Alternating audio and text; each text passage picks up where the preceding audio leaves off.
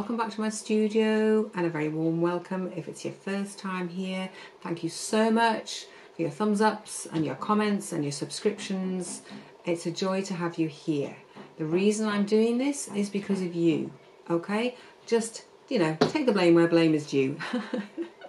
No, seriously, it is just so lovely to be here. This gives me a real raison d'etre. Apologies for the hammering. There's still some DIY going on here. It's out of my control and I just kind of have to go with it. Loud banging from time to time, but I hope you'll bear with it as I'm having to. There's things got to be done out there and I just have to let them happen. I'm normally very peaceful in here, as you know. Oh dear. So I've got my box of fabrics at the ready. I've got my pins and my scissors, but I'm just wondering what's going to be going on here next. This is my little moonscape. If you haven't seen it before, I'll just introduce you. It's just come about from nothing, and that's what it looks like on the back. And I'm thinking that I need to put something in here. So I'm not going to hang around here chatting to you for too long because I really want to get this thing going, and it might take us a little while to work out exactly what we want to do with it. So I think this is a very short chat from me, but let's go over to my table over there, which is waiting for me laying out, and I will be telling you about my sewing machine. Actually, that's what I was going to tell you. My poor sewing machine, she's not very well. My dear old faff that I've had for absolutely donkey's years, she needs a service. So she kind of told me by going a bit weird the other day on me when I was busy sewing some work for my exhibition, and I just thought, ooh, you don't sound right. I tried oiling her and I just thought, no, you're not right. So she's going to go to the lovely man who repairs her for me at some point. She's not going just yet because it means a trip out to Carlisle. And I need to do a few other things with it along with that to make it worth the journey. So today I will be introducing you to my other sewing machine, which is a Benina. And she's beautiful. She doesn't get out very often, as she would like to, I'm sure. They used to be the workhorses when I was at college, at uni, or art college, whatever it was. It became a university part way through. Because it took me so long to do my degree. It took so long, honestly, it just took forever, and that's a whole other story. So yes, the Beninas were like the workhorse at the college, and they took all the hammer that we gave them because they really got used a lot. So I bought myself a Benina, and it is my backup sewing machine, and I absolutely love it. It's very beautiful. I'm sorry, I'm just waiting for the banging to stop. She's very beautiful and she works beautifully. She's different and it's very odd. It's a bit like driving somebody else's car, and you get in and the gear sticks in a slightly different place and the steering wheel's not quite where you want it. And so she's very different, but she's beautiful and she runs very, very smoothly. I've got a different foot on her, which I'll show you. And yeah, so I'll introduce you to her by and by. So, but the first thing to do is really just to go and get some designing done, some, what do you call it, composition. Let's put on here what we want to put on here. Okay, so here's the landscape set up beautifully. The moon is shining her best, and we're going to see what we're going to put on here, because this has got quite a bit of foreground interest here with this lacy stuff, and I don't think it needs any more detail. I think it kind of needs something, an object or several objects over here that the moon is kind of, shining at or lighting up or something. So I came up, my usual go-to in a landscape of any kind is often seed heads. But again, I think with this busyness over here, I think they're a little bit too busy. I also thought about sort of grasses like that, something like that. But they're almost a bit too simple, and actually they don't kind of go with those. It means I've got a lot of lines going like that and a lot of lines going like that. So I'm not too keen on that. And I just made these up. I don't know what they are. Possibly they're grasses. Possibly they're just lollipops. Perhaps I was just feeling hungry when I drew these. But again, I think it's the quality of busyness. So then I kind of came up with the idea of just one simple thing here, because it's a very simple picture, and I thought, well, what else could be more simple than a tree? So I drew this out because I just thought, and I wanted it to feel as though, I don't think I want it actually sticking down there, but I wanted it to feel as though it's not just a little tiny tree, sort of like between there and there. I want it to feel like it's really in the foreground, that you're kind of standing beside it. It's a really big tree right next to you, and it'll have big branches coming out, and possibly even coming over as far as this. So maybe taking up like 2/3 and a third without it. If you want to be technical, I don't know. I just go by what it looks like. So I think that's what I'm going to go with for this. So I hope you like this. I don't know what colour I'm going to use yet, but I'm just going to go and have a little look through my stash and see what colour jumps out at me and says yes. So let's go and find out. It could be anything. You know how it is these days. It's very dangerous around here. You never know what colour's going to come out next. So off to my stash. So, righty go. So I've grabbed a little basket of these. Now these are the purples that I'm actually using for my exhibition work that I'm doing at the moment. I just happen to have this basket ready, and I thought actually, because I've got this sort of slightly purpley colour going on up here, I think it needs to have something possibly purple-ish, if you know what I mean. I think anything else would kill this subtle colour up here, and it's rather nice. So although this is lace, you know, that could work quite nice. It's a good strong colour. I wouldn't necessarily use the lacy fabric, but on the other hand, why not? You could layer it up, you could put things underneath. I don't know, it could be a very lacy tree, I don't know. You know, everything's possible. So I'm just playing around with the idea that this is going to be a very big tree going up. That's a bit too pale. Let's try this one. No, I think that's too pink. I've got dark ones here. I've got this lovely dark purple, which is quite a good colour, but again, it's kind of killing this off. It's not quite allowing that to still sing its colour. And also, it's very fine, this, so it would be quite tricky to make a tree, but that would never put me off. I would always give it a go. What else have we got? Well, that's something very fine. That really is too fine to use. I know it is. Ah, what's this? Oh, look, this is ready-made. So this is something I've cut off another shirt. Now, I wonder, what do we think about that? I think that could work. It's very shiny again, so possibly. I wonder whether, actually, what it's like on the other side. Sometimes, if you take these things and turn them around, let's just see what's on the other side. That's not as shiny, but I don't think it works quite as well on that side. But I think that might be the colour I'm going to go for. I think. It's got to be something that really sort of stands out. And it might be that I'll stitch it with gold, and then it'll be really kind of just quite fairy tale in a way. It's not got to be like a real tree. This is magic. This is moonlight and it's magic. Okay, so I have got my fabric here, and I've ironed some Bondaweb onto the back, and this is the paper on the back of the Bondaweb, and I'm sure other fusible webbings are available, but this is what I've got in, and this is what I'm using. I kind of cut the tree out. I kind of cut the tree out that as far as that, just to give me that nice shape, because it's funny when you've drawn something and you think, oh, I really like that shape, and I don't think I can draw that again. So I kind of cut it out like that, and it's kind of tree-ish. I'm going to use Bondaweb because this fabric frays like crazy, and I'm going to be using quite thin pieces of it. So I thought, well, I don't know how this is going to work. I've never done a tree on this scale before. It's a whole new experience. And then maybe what we'll be able to do is just use stitching to do the very fine branches on it. But it's a question of just sort of cutting this out and seeing if I put it underneath like that, we can see it is going to be bigger, and it is going to sort of really dominate the picture, and that's what I want. And then I can get really kind of cool and decorative with this tree. I'm feeling quite excited about it. So let's get it cut out, and obviously it's going to be like that way round. It's going to be the other way round, but we'll see. We'll see if we like it as much on the other side, hey?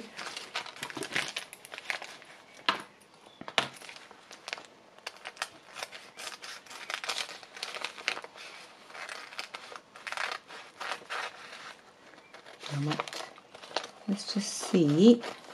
I'm just going to kind of cut this out as best I can. I'll keep these scissors for cutting paper, especially. It's a bit tricky but they will cut the fabric as well. I do try and keep a pair of scissors just for cutting paper, because they do blunt. They do get blunted by paper.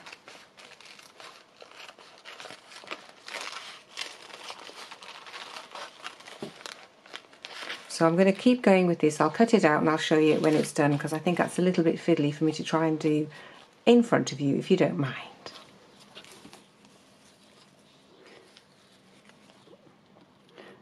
So I've cut the tree out now. I don't quite know how it's all going to work on here yet. I'm just sort of gradually feeling my way into this thing. And I'm just going to take the paper backing off because it looks a bit weird, doesn't it? Actually, it could be. Isn't that funny? You've got two possibilities here. You've got like a frosted tree, which could be quite nice. Quite like that. I shall keep that. That's quite useful to have if I want a tree template. Look at that, instant. It's marvellous. Things you don't think about, things that just show up for you. It's amazing. You just keep your eyes open. So it's a question of how much of this I want to be. That's a little bit perhaps overcomplicated up here. I might strip that back a little bit, we'll see. But you can see what it's going to look like, roughly. And I like the way it's just going up and up there. I think possibly make it a little bit more like that. So I should have done a bigger picture, really, shouldn't I? Dear me, what was I thinking? Next time I'll start with a tree. Perhaps that's the way to go. Now I've done this tree, I just think, oh yes, I could do trees. I didn't think I could do trees, to be honest. I thought I could only do seed heads. So I think the next part of my process is just deciding exactly where that's going to go. As I say, it could be quite nice actually sticking out from this, but I think because I've got this so neat, I think it would be a bit awkward, really. I think it has to come to there and be part of the picture, I think so. It's a beautiful tree. I'm pleased with that. It almost looks like a tree. Oh, there's a bit there I need to cut off. So I'm going to fiddle around with that, and I think what I'm going to do is I'm going to try, I might pad it. I'm not sure whether to pad it or not. No, I don't think I'm going to pad it. I'm just going to get it ironed on. Am I going to iron it on? Yes, I think it's best if I iron it on in place, and then I'll just be able to stitch it however I want to stitch it. So that's going to be the next part of the process. Right, so I've got this in the place I want it to be, and I'm just going to pin it so that it doesn't move.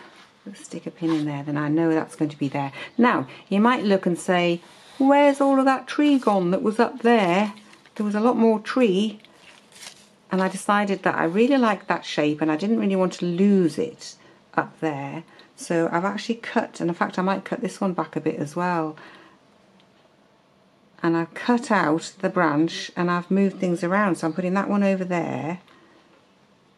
Okay, and I've got to cut that little bit off as well. That shouldn't be there. And I made a new branch to stick in there.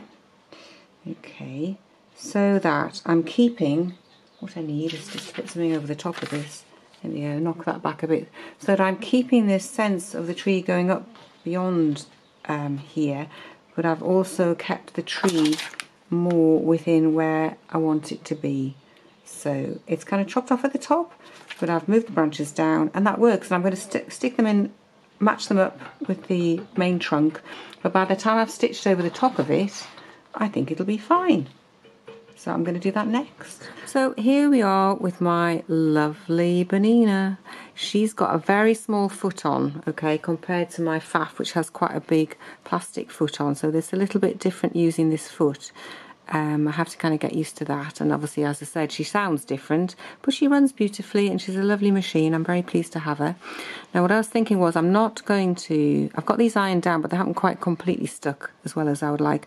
I'm going to turn this round, and I'm actually going to stitch from this way down, because I feel as though that way I'm kind of going to control a bit better how these are going to go. A little bit of something there that shouldn't be there, and we're just going to give it a go. I've put a thread on the top that's similar to what I've got going on here, and I don't quite know how I'm going to stitch it, but I'm just going to start and see what happens. So, you know me. Oop. Just a minute, something went a bit funny there. What happened there?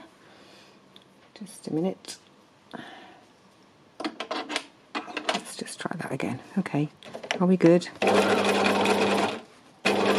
Are you okay, Bonina? Okay, so let's just get started.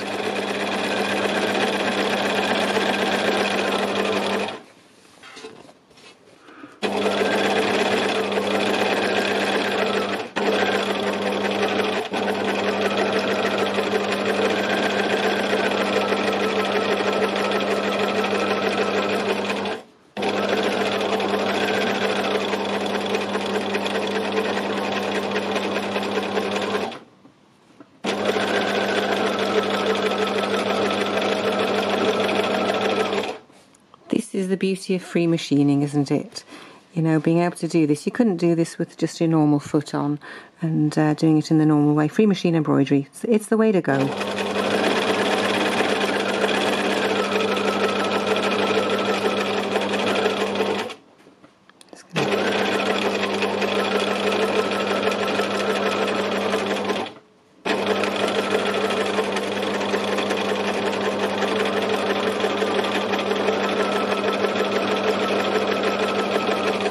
I thought I would just outline the tree to start with, and then I'll have a look at it and see whether I want to do any more detailed stitching in or not.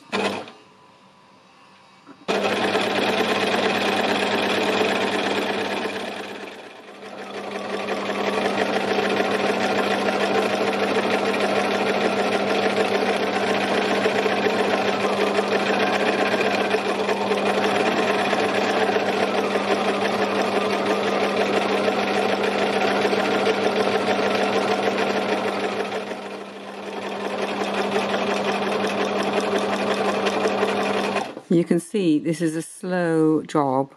It's a very steady job. You can't rush this because things move and, you know, it's quite delicate to do. But the beautiful thing is when you do it like this, the overall impression is that it's a tree. You know, if you look at it really, really closely, you might think, oh, that's a bit wonky, that's a bit wobbly. But the overall feeling is of a tree.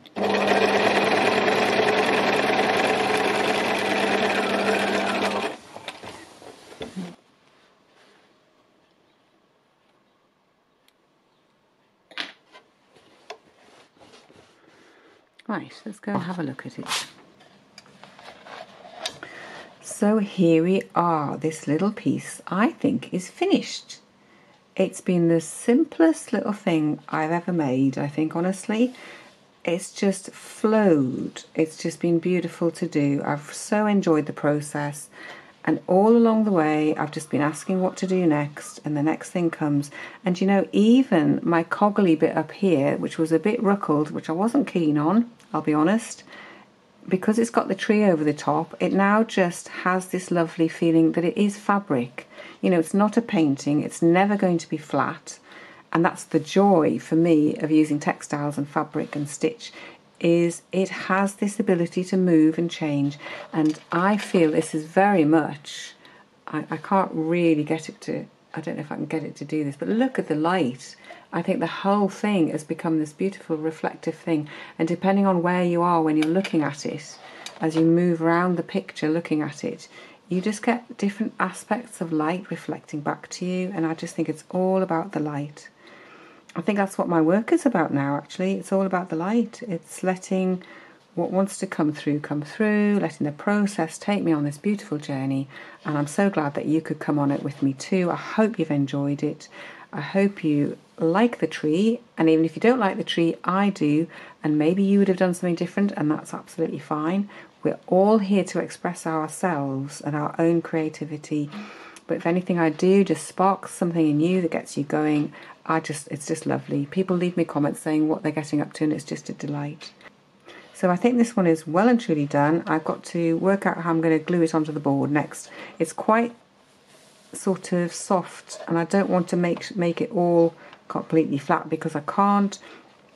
So probably what I might do is glue it in strips and let some of it just be, you know, the wobbliness that it is, and just celebrate that. But I'm really pleased with that, because we've actually got 2 exhibitions this year, and I think this can go into the second part of the second exhibition. So I'm really pleased with this. Thank you so much for being here with me on this little journey that we've been on, this little trip, and I will see you in my studio again very, very soon.